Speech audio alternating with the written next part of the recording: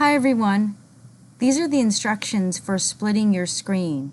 So I'm in Blackboard in the FYE course, and I'm going to open the Welcome Week Module History of STCC. So this is the link to open the Word document, and right now I have the Blackboard course open, so I'll click the link.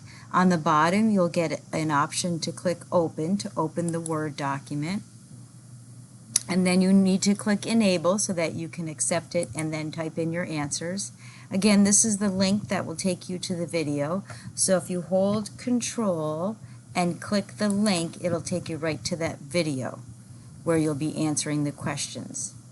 So let's say you want to have the video on the screen as well as the Word document. So what you'll do, I'll just wait for it to start so I can pause it. So this is the video playing.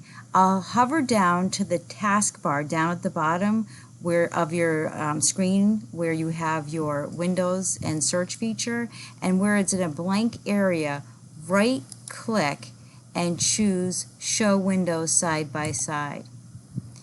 And what you'll do, I have something else open, I'll just close. So I'll put the Word document where I'll be typing my answers in. Look for double arrows and make it a little bit wider and then a little bit taller, and then do the same thing for the video.